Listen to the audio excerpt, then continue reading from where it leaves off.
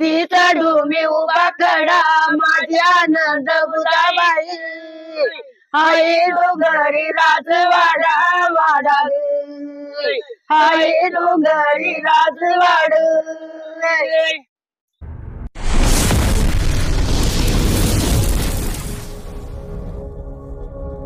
माणूस पासून हे चालवत आणलेलं आहे आणि आम्ही सुद्धा इथून पुढं याच्यात कुठलीही कमतरता न आणता ते चालवत नेणार.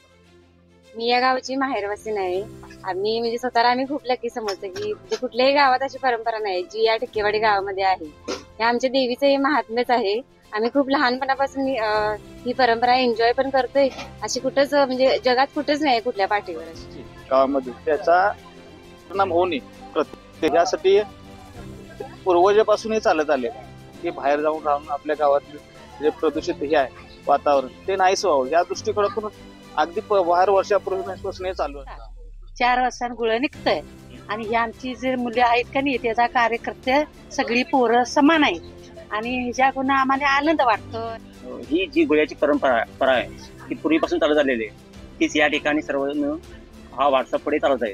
आम्ही सुद्धा या आता पूर्वीपासून आम्ही लहानपणापासून या ठिकाणी गुळ्यामध्ये राहत आलेलो आहे.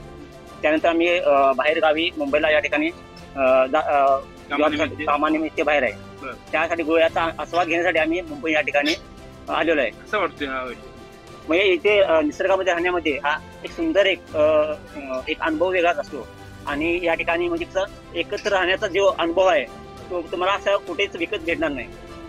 हा आस्वाद घेण्यासाठी माझ्या लग्नाला आता 16 वर्ष झाली. माझ्या लग्नापासून हे 5वं गुळ. इतकं छान वाटतंय की 8-10 कुटुंब एकत्र राहून आम्ही एकत्र जेवण करून संध्याकाळी कुटुंब सगळी एकत्र येऊन जेवाय बसतात. इतकं छान वाटतंय की घरला गेलं परत राहूच वाटत नाही. इथं राहिल्यामुळे एकत्र छान. कसं वाटतं आता आम्हाला चांगलंच आम्हाला काय पहिल्यापासून हे म्हणजे आवड आहे हे बघण्याचं असं एकत्र कुटुंब राहायचं. जन्म माझा इथंच झालाय माझं माहेरच. देवाचं महात्म्य चांगलं आहे. काय लोक म्हणतात की अंधश्रद्धा आहे तुम्हाला काय वाटतं? अंधश्रद्धा चुकीची आहे ही चुकीची म्हणतात त्याचा काय उपयोग नाही. ती अंधश्रद्धा ही कसली आपल्याला मनाला येईल असं तरच अंधश्रद्धा म्हणायची. ती देवाचंच महात्म्य पहिल्यापासून असल्यामुळं करणं भागच आहे.